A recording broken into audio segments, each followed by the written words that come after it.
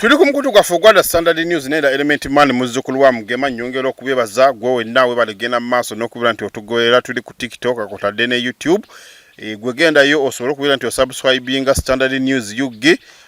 saako ne ku TikTok Standard News UK nebaza mwenna abagenda mu maaso n'okubira nti mutugoberera ate nga njagala okutegeeza gwe wenna andaba nti leka kubeera nti osuba mu kisa guno ekibiina oba ekitongole kya Fidelity Investments Group kikutegeeza gwe wenna nti jangu osobola okubeera ng'okyegattako basooka kusomesa n'osobola okubeera nti oyingira mu maaso awo waliwo omusomo gwe ngenda okubeera nti mbatuusaako oba sinnamanya date naye nga mu maaso awo bategese omusomo kale gwe jangu osome osobole okubeera nga oyiga ekibiina kino kyeki nawe osobole okubeera nti okiyingiramu. Nze da Element Man muzzukulu wa Mugema era njagala okutegeeza gwe wenna andaba mu kaseera kano nti abantu nga bano oba essaawa zino zenjogera mu kaseera kano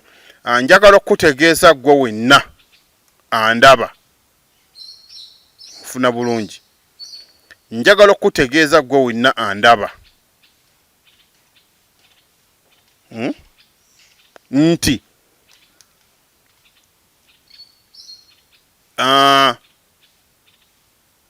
njagala okutegeeza mu kaseera kano omulimu guno gufuuse oba oliawo omulimu kafeero afuuse kafeero wetwogera essaawa zino nga waliwo omugagga ayagala okubeera nti agula ekifo eky'omuyimbi Principal Job Kafeero nakugamba nti Kafeero abadde yakafa kati emyaka giweze nga 19 ku 2 era nga endoliito okuva bwe yafa kumpe omuzimu guzenga gula osaabamu kumpe omuzimu gulinga ogutebaka abamu ne bagamba nti Kafeero bamusiba ate abala ne bagamba nti Kafeero oba oliawo tebamukkiriza kubeera nti avaayo yonna gyali kyokka ebigenda mu maaso mbu n'omugenzi naye abadde abiraba. Kati nno wetwogera kati essaawa ya leero mu kaseera kano nga bo abantu oba oliawo bagenda mu maaso n'okubeera nti buli kimu kitambula era essaawa zino bakyalinda DNA egende mu maaso n'okubeera nti evaayo ku mugenzi ono Principal Job Kafeero okumanya ekituufu abaana bano ddala abatuufu baani. Njagala okutegeeza gwe nno Munnayuganda andaba mu kaseera kano nti omugenzi Kafeero ono alinga ataafa naye nga mu kaseera kano abaana olutalo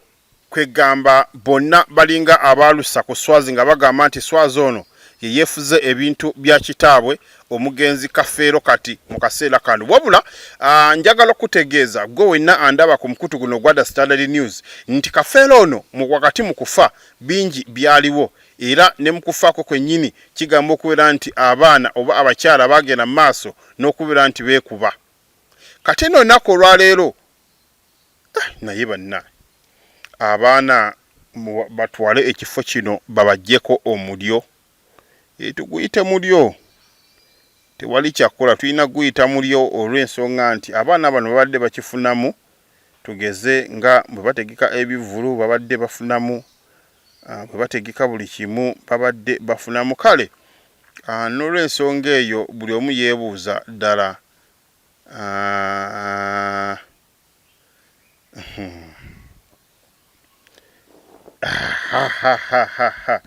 naye njagala okutegeeza gwe wenna nti wadde nga byonna biri bwe bityo naye ye Kafeero Mukama bambi amummuze mirembe wadde zino entalo osanga tebagenda kuddamu kubeera nti bamuziikuula nga singa bagenda mu maaso n'okubeera nti bamuziikuula ekirungi sampo z'omugenzi zigenda kubeera nga weeziri. Njagala okutegeeza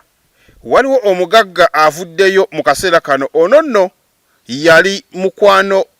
gwa Kafeero nfaafe ate nga bw'otunula ennyo yali oba oliawo nga amupangisaako ku byoma ne bagenda ne bayiriba nga enjogala ennaku zino weegamba era bano omukulu ono yaliwo nnyo mu biseera by'omugenzi Principal Job Kafeero nga bo bakola comedy nga bo bakazanyirizi bo bakola emizannyo nga Kafeero ono nga bajja mu nnyimba ze oboolyawo ne bagenda mu maaso ne baziyimba okugenda mu maaso n'okunyumisa abantu ekyo kyennyini kye bagenda mu maaso n'okubeera nti balaba. Njagala okukubuulira era njagala okukutegeeza mu kaseera kano iggwe omuntu yenna singa nange mbadde nina ssente nenneegulira ku ntaano eyo nange nensooka nkola ssente kuba kati ndaba batandise okubeera nti bagyesunga okubeera nti buli omu ayagala kuvaayo abigende mu maaso n'okubeera nti agigula. Njagala okukubuulira nti si mulala ayagala okugula entaana ya Kafeero. Ono nno lwaki ajagala? Ayagala ekifo kino kyennyini we baaziika Kafeero bamuguze fuutye. Tugeze Kafeero bw'aba ali mu 2 bazimuguze asobole okubeera nti abaako n'engeri oboolyawo gyakulakulanya ekifo kino kifuuke ekyobulambuzi. Kifuuke ekyobulambuzi. Buli muntu yenna agende mu maaso n'okubeera nti singa ayagala okujja okulaba Kafeero abaako n'engeri oboolyawo gy'asasulamu ensimbi. Ono nno si mulala ye omukulu Ssenkubuge. Ssenkubuge ono ffenna tumumanyi, muzannyi wa Bakayimbira Drama Actors, muzannyi wa kino, muzannyi wa kiri. Ono nno agenda mu maaso n'okubeera nti oboolyawo yazannyanga nnyo n'omugenzi Principal Job Kafeero ku ngeri gy'agenda mu maaso n'okubeera nti abantu bano batambuzaamu obulamu bwabwe. Era Ssenkubuge ono amanyi nnyo Kafeero kuba bw'otunulira singa Kafeero waali bandibaddenga mu myaka gye gimu kuba baakubanga bonna ebivulu batambulanga bonna kwegamba kale ekintu kino balina engeri gye bakiteekanga ku level oboolyawo nga buli omu yeewuunya ddala ekituufu kiki ekigenda mu maaso wakati w'abantu bano. Era abamu basooka kulowooza nti Kafeero oboolyawo yali muganda w'omukulu ono naye nga ekyamazima baalinga endongo yali esinga okubeera nti egenda mu maaso n'okubeera nti ebagatta. Kati nno kansooke nkuwe oboolyawo omukulu ono Benoni Amini Ssenkubuge ng'agenda mu maaso n'okubeera nti anyumya ku Kafeero ye ng'agamba nti ekifo kino singa kisoboka yandibadde asobola okukigula asobole okubeera nga akikulaakulanya singa basobola abafamily bano ne bakimuguza ye nga yennyini omuntu akikulaakulanye okwewala ebyo byonna abaana bano kuba yabeera ali mu kontrol. Singa sente zivaamu kwegamba buli omu tugeze 10 buli omu aba afuna 50%. Tugeze nti oba muggyemu emitwalo 10 mu kivulu ekyo ng'oye omutegesi afuna 5 bano abalala bwe baba baana nga 25 buli mwana ne bwafuna 10,000 oba 2,000 kiba kikola ki kiba kimugasa. Kati nno byebyo nno ebigenda mu maaso mu nsi ne kasooke tuuze ku mukulu ono Andrew Benoni Ssenkubuge manyi ne Benoni naye yankwata nnyo. Ssenkubuge ono ye kaagende maaso n'okubeera nti atunnyonnyola. Kafeero ndi mu kunoonya ssente mpitirivu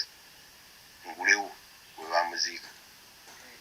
naye sijjagenda nga Ssenkubuge amanga nti abaana baagala kutundawo yalagenda nga mugagga nnyo banijja kweyita Munyankole eri Mugisha ngulewo ettaka eryo lisigale nga lya Kafeero forever and ever wonna wa developing way in the interest of Paul Kafeero estate. Abaana bafune ssente ekyokugabanya ettaka tekikyakola oyogedde ku kittaka nakikatigira odanga tukyogeddeko discussion egenda mu maaso kakati egamba nti abantu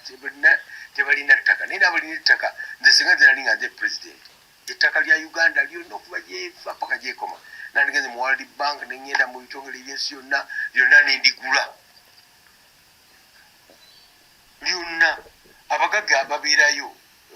mu Bungereza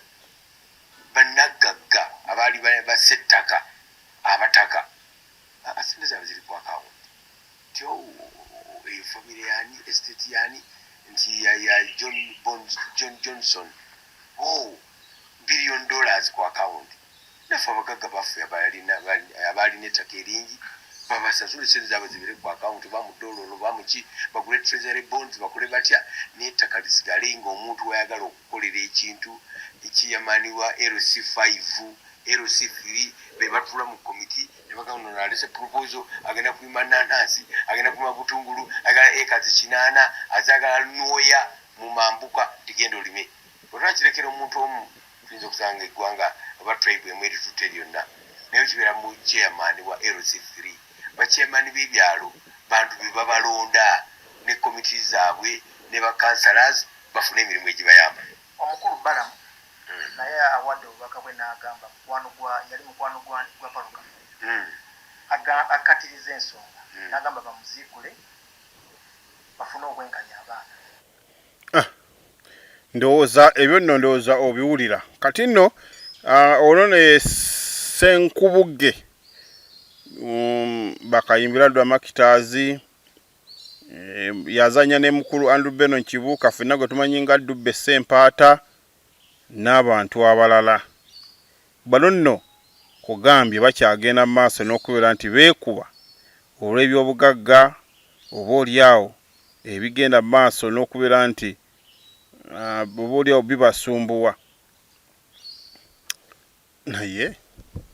twebuuzeemu ebyobugagga bya Kafeero bikyaliwo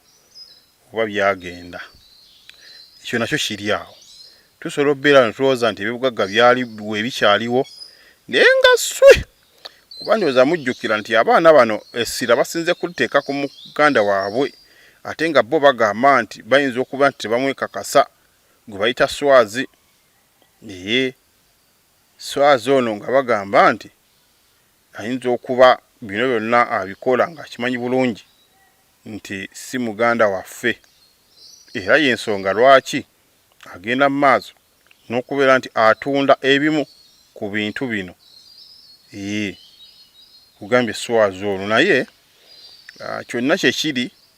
kijja kubeera nti kiggwa naye ffe emboozi tugenda kubeera nga tuzibawa era n'omusayi nkakasa bagamba wiiki 2 ku 3 era bwe twogera kati gunaatera okubeera nti gudda kyetugenda okuzuulibwa nti abaana ba Kafeero be bano oba si bano kugamba nti Kafeero nakugamba nti Kafeero mu kaseera katanaba kubeera nti alina mwana byonna ebinaavaayo kwe bagenda osinziira ti be bano abaana ba Kafeero be bano nti si baana ba Kafeero kakati njagala okutegeeza gwe wenna andaba ku mukutu guno nti essaawa zino abaana oba oliawo batandise dda okubeera nti beetemamu nga bagamba nti ekyamazima omusajja ono kitaabwe bo bamuyita ddala kitaabwe era nga bamu bagamba singa omusaayi gujja oba gukomawo bamaama tugenda kubatabukira bamaama bakubatabukira nti babalage ekika kyabwe kuba bo babagamba nti Kafeero yali kitammwe naye essaawa zino mwe mutugamba mutya mbu tetuli ate baana ba Kafeero singa omusaayi gudda ne bagamba nti si baana ba Kafeero bingi bigenda kubeera nti bibaawo kansoke kuwe ku baana bano bangere mu maaso n'okubeera nti babaako n'engeri gye bakunnyonnyola ku mbeera eno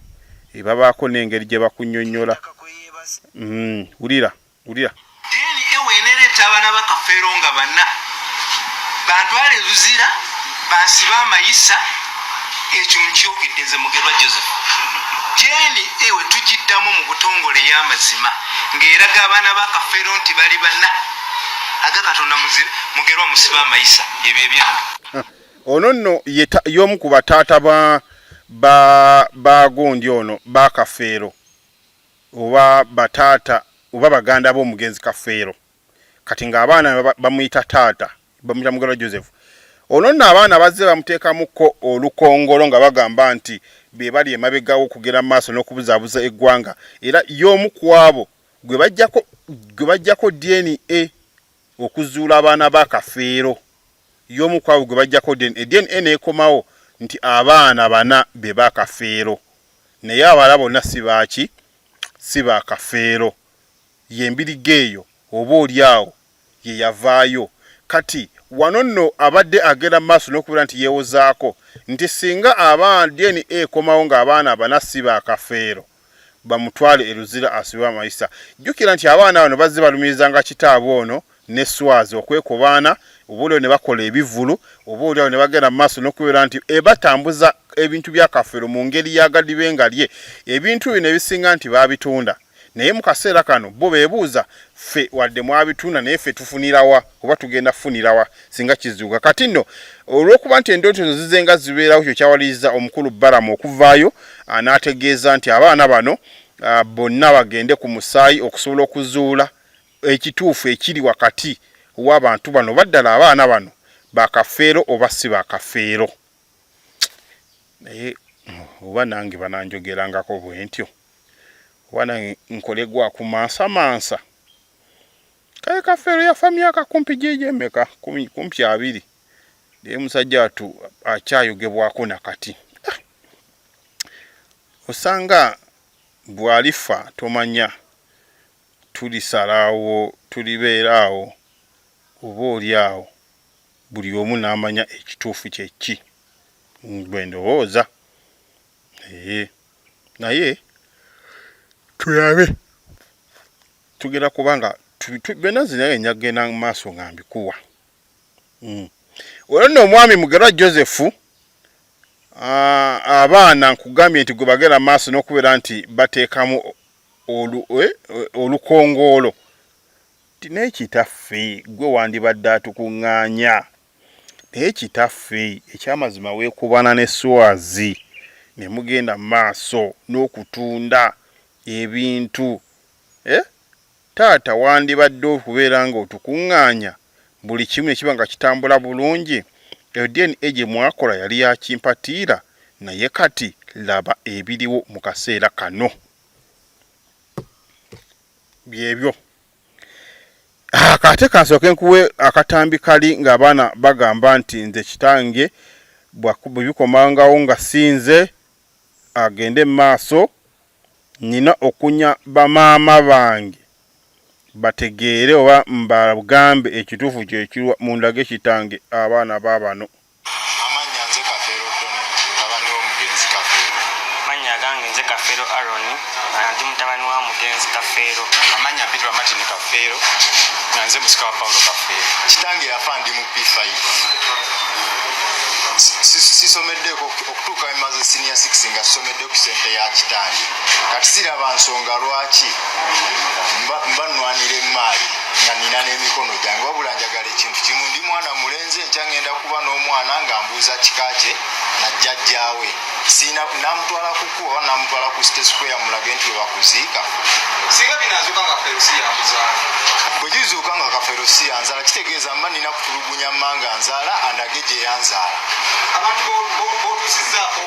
n'okuzannyira ku ddembe ly'omufu ogenda kubakolera ki? Awo ekyo era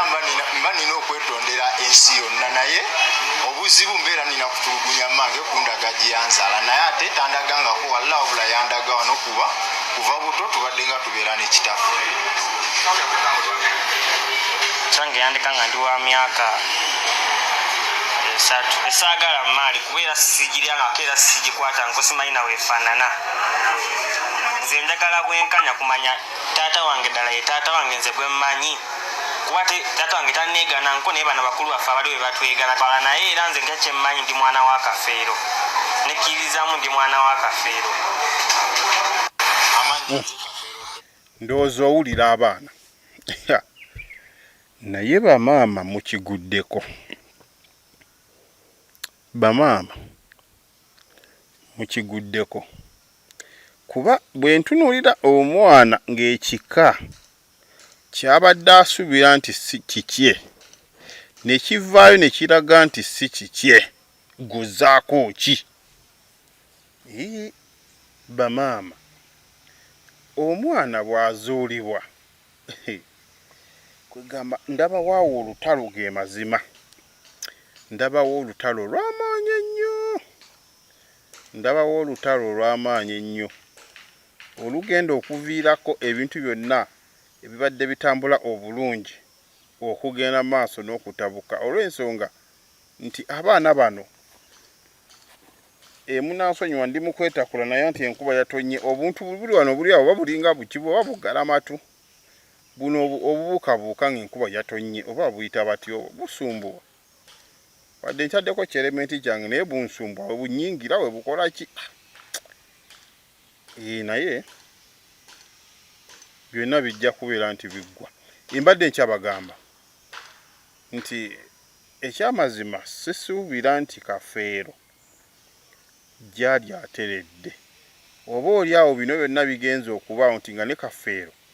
mu ntaana mwali yeebuuza naye abaana bange lwaki mubateeka ebbali nze mmanyi nti neezaalira abaana era nazaala naye abaana bange lwaki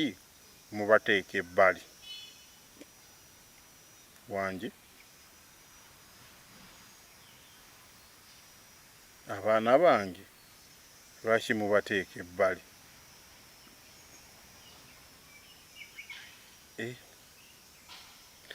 njaka gwe muzibu ogenda mu maaso n'okusumbuwa abantu bano gwe muzimu okugenda mu maaso n'okusumbuwa abantu bano bwe ndowooza kuba tulaba nti buli kimu kiringa ki buli kimu tulaba nti ekyamazima oba abantu balinga abeesalirawo naye nga nze ndowooza nti oba mwandibadde balamu eno Kasa yayingira mu nsonga zino tusuubira nti ensonga zino zirina okubeera nti zikwatagana obulungi ne musobola okubeera nti muzikola ki muziggwa kakati nno ne senga naye yavuddeyo n'abaako ebigambo byayogera ng'agamba nti singa kizuulikwa nga abaana ba Kafeero oba oli awo nga DNA teekomyewo abaana bananga ku baana be bajjako omusayi kweyongeddeko muntwale mu nsibe senga ndowooza muwulira naye tusooka tumuwulire ne bakebera abaana omusaayi abaana bo ne baddanga bana nga bali bana bokka amateeka ga Namule ndowooza owulira amateeka gamukole ki gamulamule Semakulu n'akwata ku nnyumba eyo n'agipangisaako owulira abaana bano okuva edda Kafeero nga yakafa otwawukana okuva mu lumbe bo kitaabo olwafa ne bakitegeerawo nti kuno kufuna simanyi abaana abo tumaliriza tuli awo twekejja tufumba tumaze okulya ne badda musayi n'otandika okwebuuza kati bano banonye eki sowaza oyo naani ne Simoni tugamba akati newayita ekiseera abaana abo waliwo omwami yali abatutte Semakula ng'abasomesa mu masomero ge Joseph Semakula nga batutte abasomesa n'abatwala n'abatwala mu masomero basome kaakati mwami Semakula oyo n'akwata ku nnyumba eyo n'agipangisaako n'agiteekamu omupangisa abaana abo weyayitakamu abapangisa bambi n'afunayo kondoozi omupangisa wo ndoozi yabafunamu ndoozi emyezi gyalinga ena era bambi yakwata ssente ezo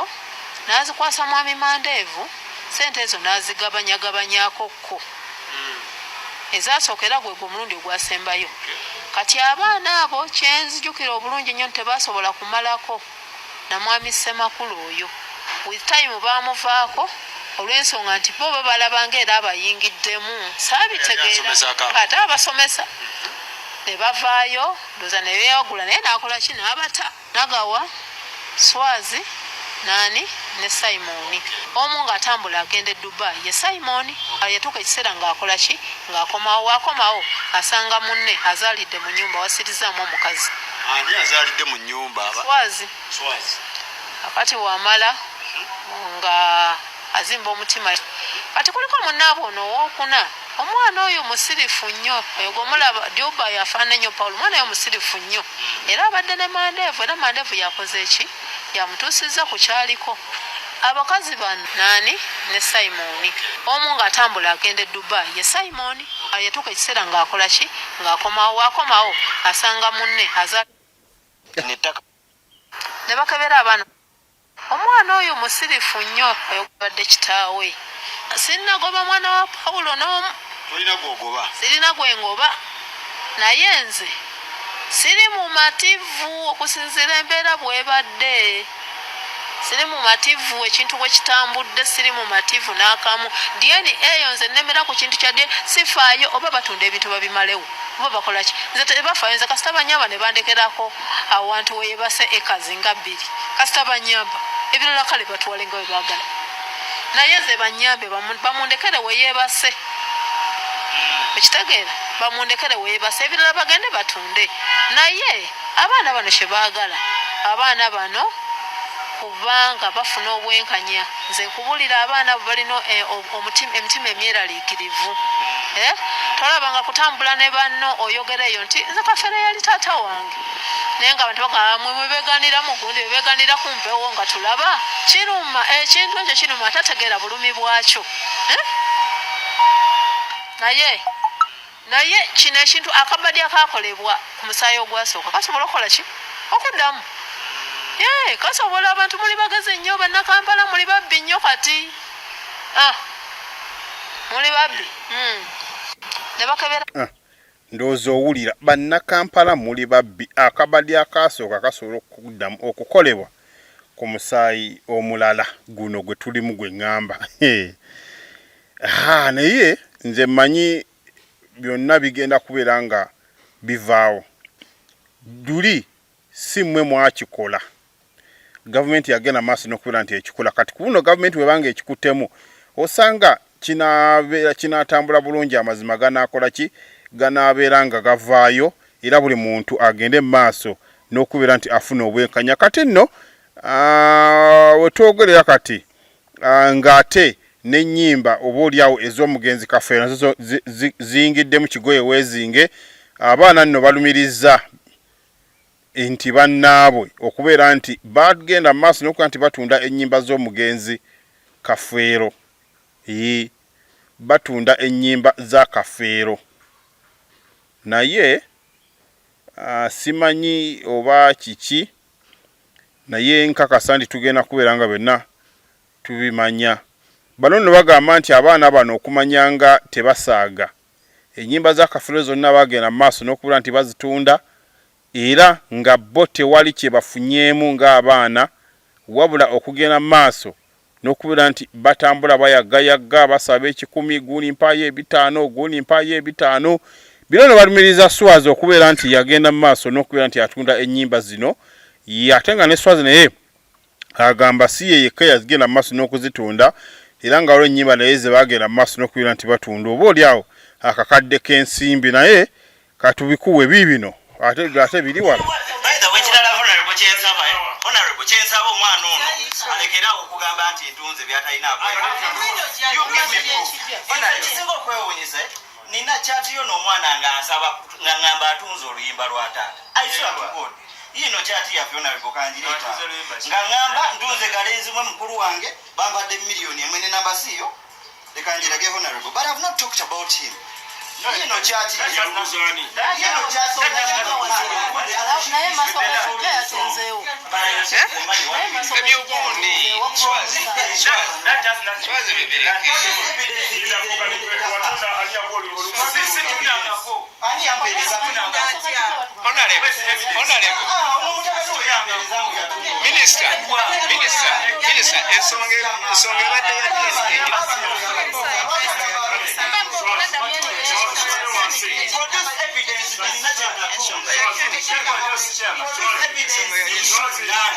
Senga wagamba kumaso gekijja watunzewo senga wolo yayogera senga they calculated land Uncle Balam tetwasomera bwerere senga mwatuweerera eritaka liriko caveat let us go to chairman because you saw oli awo yali asaba na contract katunda butebe ono mushi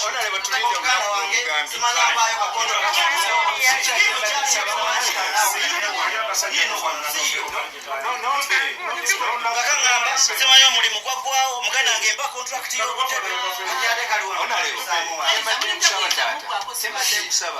omukolo guliko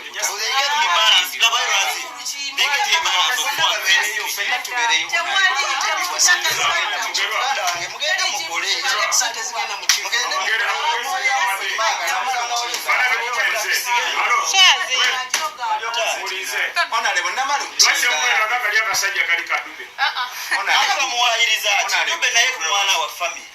ye bamuwayiriza ki lwaki yetatunda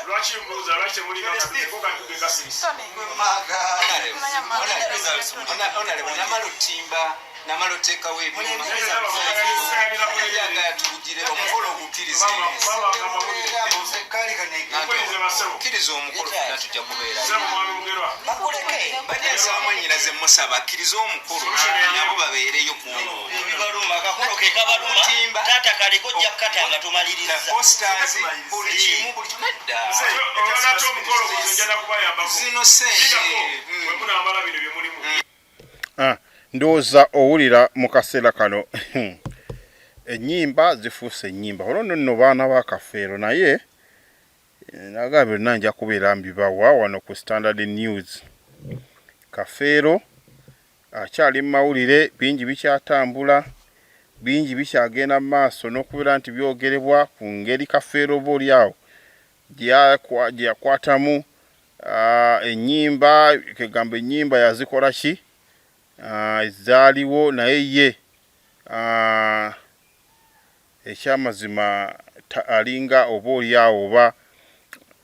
ennyimba zo weeziri naye nga ye omukulu ye takyaliwo mu kaseera kano. Nekyogera kati njagala okutegeeza nti era Kafeero ono bingi bikyaliwo. Swazi ono jjukira nakwe nti Swazi bamulumiriza okubeera nti byonna emivuyo gyonna egiri mu famire y'omugenzi Principal Job Kafeero yagirimu, era bamugamba nti yatunze ekijja kwe baaziika Kafeero. Bwe mbadde ntandika nkugambye nti waliwo omukulu ayagala okugula ewe baaziika Kafeero kifuuke ekyobulamuzi ye asobole okubeera nti akikulaakulanya, bo abaana babateeka ebbali kuba ndooliito zonna zivudde kubeera nti abaana bano tebakyasobola kubeera nti bakwatagana. Kali singa abaaguze ekifo kino ekyamazima ye nga ye agenda kubeera ng'asobola okukiddukanya, ye nnyini esasulira abaana, ye nnyini ssente bwe zivaamu ye afuna 50% n'abaana bafune 50% okusinziira ku ekyo Kafeero singa aba akoze eki oba oliawo singa abeera azze.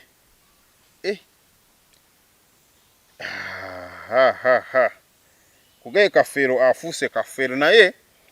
kyonna we kyekiri kijja kubeera nga kiggwa, byonna tujja kubeera nga tubibatuusaako. Kati nno njagala okutegeeza gwe omulabi waffe Wanda Standard nti nga ye Kafeero essaawa zino yafa, naye abaana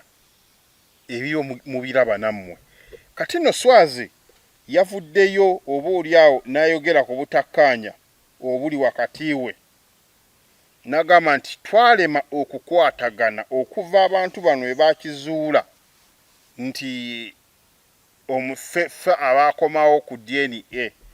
Nga bwe muwulidde Ssenga agambye nti ebyakolebwa bisobola okuddamu ate okukolebwa. Ebyakolebwa bisobola okuddamu ate okukolebwa, okulaga nti abaana era nti bana. Era Ssenga ono agambye ekyamazima kinyiiza nnyo omuntu okugamba nti ndi mwana wa Kafeero ate ne bijja ne bizuuka nti si mwana wa Kafeero. Byonna bye bigenda mu maaso, naye nze ndowooza bangi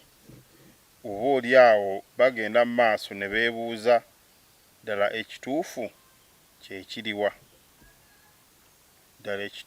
kyekiriwa. Kati nno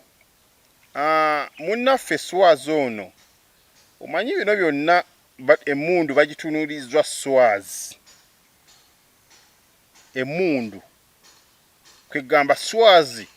gwebakuba ebikompola swazi gwebakuba magazini zonna era swazi ono ate si ye musika kwegamba addukanya mbu ebintu ng'omusika akola kyayagala nti swazi bw'asalawo kutunda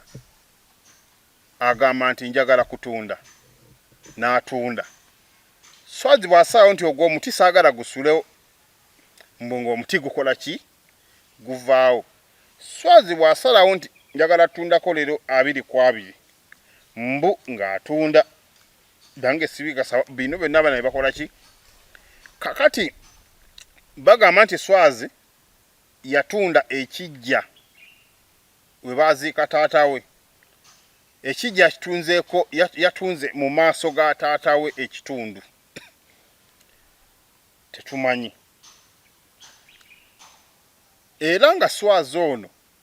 bagamba nti emirundi mingi jazze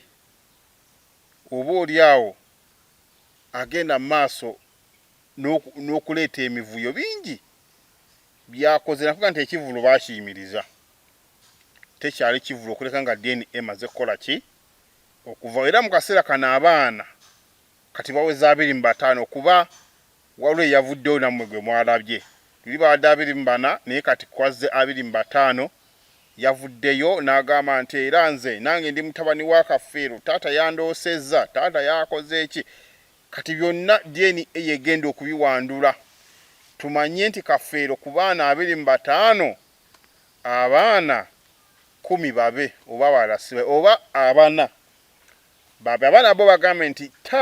tugenda kunyaba maama baffe balina okutubuulira wa gye baatuzaala singa kizuuka nti iffe nga tetuli baana ba Kafeero mwina okutumanyisa wa gye tusibuka wa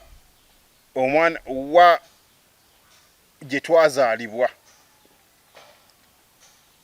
oba ntegeregeze naye nga kati byonna tutunuulidde butunuulizi abaana ba Kafeero be baliwo abatuufu byeni kugambe nti kumpi kati njagala okutegeeza nti mu kaseera kano swazi naye yagambye nti bannaaye sinnatunda ku kijja sinnabakola ki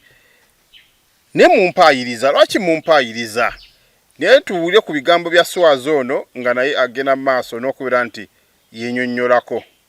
kakweyebase lirye si kibanja ttaka lye era ye yaligulira mu bulamu n'alaama limukole ki limuwummuze mirembe kitegedde munaatusonyiwera bino ebigenda mu maaso naye nga tukyaliwo mubeere bagumu nti omuntu wammwe tugere tusooke tumulabe yafanga ennaku z'omwezi 17 omwezi ogwokutaano omwaka 2007 n'aziikibwa ng'ennaku z'omwezi 19 omwezi ogwokutaano omwaka gwa 2007 katola ennyumba eno nga weefaanana abantu abagizimba bantu balala nnyo si bakika kya famire ya Kafeero kitegedde mikwano gya Kafeero gye gyakola ki gye gyatuusa omukulu wano nga wali okulaba nti enkuba temukubako kati ffe nga abaana okuba ntwali tetukola by then nze nali mu senior 1 tusobola wakiri kuddaabirizaako era nga woolaba oba ofunyemu kubanga era twali twagala kujja kusikuzaamuko kalangi amasannyalaze gaago baamuteeramu ayaka bulungi naye kinnumanyi tetuneetengerera feibula ffe twakatandika kukola myaka si mingi okitegedde naye ne beebuzaabuza naye kasita bawulira nti nno kati bategeseeyo okujjukira Kafeero oli akusanga ne ku stage kuba kati nze ndi mudongo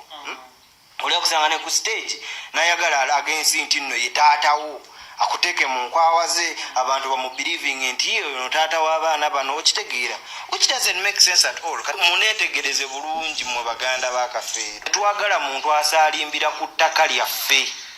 bannaye bannende mulina ewammwe siraba lwaki mutubonyaabonya okutulabisa mu nsi we muti okitegeera eno waffe temulina kye mwagalayo temulinayo nnimiro okitegeera mulina ewammwe ebbira gye babaziika you stay there we stay in our lane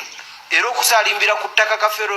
kwe yeebase kati musangu mukyala Bisirikira oyo omulaba omukyalo oyo bebamu ku baatuuse entaana eno wano kitegedde bebamu waliwo families ng'oziraba zikwatagana ffe tetukwatanganyeeko from the day we lost our father n'abantu abo. First of all, Ibra nze nasomera ku Entebbe Road awo ku basari muganda wa Kafeero yakola ki yeyampeerera paka nensoma okutuuka ku university mukadde maama nampeerera era mukyala Nessuuna nkweyanza nnyo nensoma ne mala university nga sirina adde kwota ya sukaali eya muganda wa Kafeero bakitango basenga wange yadde okitegeera yadde vest yoteeka munda mu uniform y'essomero. Twasomeranga ku Entebbe Road nga babeera Makinde saalabako muntu yajja ku ssomero kutulambulako okitegeera twekuzanga ffe nga muganda wa mukwano gwa Kafeero. In fact yalina faani kyewuunyisa efaani gwe ye yakuweererera nze Simon Peter Kafeero ne Nagawa Elizabeth okitegeera fe abaana abakulu mu faani omanyi omuntu okujja ewaka ekirisofani n'abagamba nti bannayenze olw'omukwano kitamwe mbadde mumanyi naye nga tekiri personal nti mumanyi na personal basis no but olw'omukwano gwe mbadde nagwo buli mwana ali mu P6 okudda waggulu ajje wange Kisubi asomere bwereere okitegeera omwami bamuyita Semakula Haman Kisubi school zezo oba ozijjukira omwami oyo n'atuyisa mu ssomero ku bwereere nga tetugula yadde olweyo era nga naffe abantu balowooza naffe tuli baana b'abagagga kuba wabangayo bagagga wabaana b'abagagga sorry okitegeera so kati wenzijja nkugamba ebintu bino naawe osobola okuba muttooki n'olaba mu maaso zeno yennyini gy'oli gye banzaalira nze banzaalira eno waliwo ennyumba eri awo jjajjiraba gwe banzaalira era nze ndi mwana w'eno mukyaggwe maama nzaala yebe mukyala Nasuuna Mariam Mumbejja maama wange mukyala musomesa kuba ino mukyalo maama wange mukyala Nasuuna Mariam yali omukyala wewaka era by record ye mukyala yekka eyayanjula Kafeero mu bazadde be n'omukolo ne gukolebwa embuutu yavuga ku n'emmere ne bagirya so kati tuva eno tugenda Emaganja wa mukyala bisirikirwa era yatulera okitegeera abantu bonna bajje waka eyo ne batulumbayo mbo banoonya bintu ebeera nga obiise naye nze saabirabako nze kuba nkuze na muzeeyi wange saabirabako ate era we bajja banyuka na generator simanyi babyo ebisigala by'abafu bye baali banoonya kuba kati gwekkiriza gaana muzeeyi Kafeero taata wange oyo awo mule mirembe yali takwataganirako ddala n'abantu ba famire ye mwami Nnende ne mukyala bamuyita Nantongo Sarah n'omwami omulala bamuyita Mugerwa Joseph yoyo mwami Nnende muto wa muzeeyi ulina dda ku TV ate n'alimbalimba ensi mbusimanyanga nze ntoola ssente mbusima nze ntoola ssente ezitwala batabani bange ku DNA Nnende nze kankubuulire oli wa myaka 3 wa myaka 3 tazaala nze kubanga oli mu age bracket ndowooza wandiba mukulu wange just tosobola kunzaala nze ndi musajja mukulu nange ntuuse mu mbeera ebeera n'abaana abange kola gundi awo mathematics olabe nti gwe oyinza ozaala nze toddamu nakumpita mutabani wo ku TV kuba nakuwulidde ogamba simanyi mutabani wange Swazi nze siyinza kubeera nga nina taata wange alowooza ng'omuntu nga ggwe era twasanga mukyogera ekyo baayisa kirango ku rediyo ne bagamba ensi yonna nti buli ayina ekintu kya Kafeero kyonna kireeta Makindi ewa Nanganga olwani yayisa akalanga ako jjajjaffe jjajja musajja waffe jjukira muzeeyi oyo jjajja yasooka muzeeyi yamusooka ova mu bulamu bw'ensi ne bayisa ekiranga bamwami boogere ne badduka emisinde basajja battu anti mutaata w'omugenzi ayogedde okitegeera ne babisitula byonna ne babikwata ne babitwala ewaabwe ebyuma byaffe ne bateega abaali babikozesa ebyuma bya bandi kubanga that was the business wetwogera kati ku byobugagga bika muzeeyi bye yali ayina okuyimba kyekyobugagga ekyali kikola ki kisookera ddala era kisinga kuba ffe newe yali afa mukyala bisirikiro oyo yaŋŋamba nti ekiribadde ng'ekiraamo kye kuba nze unluckily saaliyo mu ddwaliro era nali eno by the time muzeeyi we yafiira nze nali mu kyalo saaliyo mu ddwaliro neera ye yatugamba ekyobugagga kye mbalekedde kyeki ze nnyimba zange muziwulirize nnyo mujja zijjamu amakulu siyina kyembalekedde nti si kino era talina kyeyagamba nti kino kya Swaziniga kino kya Gundi kino kya Simon kino kyani okitegedde mu kiraamo kye teyatema maali nti gigabanya baana bwati ye yabagamba mbalekedde ennyimba zange kankati ne tugezaako tunoonyeza mwami Mandevu n'atuyambako omukuza gwe baatulekera ebimu tulabirabye ku kankati nze saawa zino nsobola okujja n'ennimira awo emmere yange kati kiri so unfortunate mbalaba ne ku TV oli n'agamba mbu Kusubaya Abaswaziniga bapangisa ettaka ne balirimirako oyagala mpangise lya kitaawo mbadde ngamba wemba napangisa lye waffe watunda wapangisa wano tewali kitunde tebabuzaabuza abantu wano tewali kitunde ettaka lyaffe likyaliwo naye nze wensalawo okukolera ekintu kyonna ku ttaka lyaffe nkikolerako kasitamba nga situnze ibulafu gye tubeera tetukyatambulako bulungi zitagenda nga nenegulirako okunywa oli ku dduuka nenkanywako emba nninamu akantu nike nkati ogendayo abantu bakutunulira wuyo dina ettaka ndowooza owulidde byonna yemboozi eyo Swazi ndowooza muwulidde okunyumyako ettaka bane teritundibwanga ettaka weeriri ettaka siritundanga situndangako wadde n'ekikumi situndangako wadde ne koyini n'emu ono Swazi yagenda maaso nokubeera nti abyogera embeera eno ndowooza kati ffenna tulinde DNA egende maaso n'okubeera nti ekomawo naye nga nkutegeezezza nti mu kaseera kano nga nammwe mulaba abantu oba oli awo buli omu kati yeebuuza kiggweerawa baana bano banaakomawo ne bazuula nti ddala DNA yaabwe si yaabwe byonna tugenda kubeera nga tubibawa era wano nno sigenda kubeera nga nsukkawo nze da Element Man muzzukulu wa Mugema ate nkusaba genda maaso subscribing tuli ku TikTok nga kwotadde ne YouTube emboozi ya Kafeero ekyali mpanvu tukyagenda maaso n'okubeera tugibawa tugenda kuba nga tugibawa emboozi ya Kafeero yonna tugibawe tugende maaso n'okubeera nitunyumya ku mboozi ya Kafeero byonna tugende maaso n'okubeera nti ekyamazima tubiggusa nja kunoonyako ndowooza ku Swazi ono oba sekyo taata wa Kafeero muganda wa Kafeero no gwe bayita Kafeero Simon Kafeero tugende maaso n'okubeera nti tuwayaawayamuko ku bino ebigenda mu maaso mu ggwanga manyi endooliito ekyamazima zo zibawo mu famire naye oluusi obutakwatagana bo bubeerawo naddala nga omuntu oba oli awo nannyini kintu Mukama abaako n'engeri gy'amutadde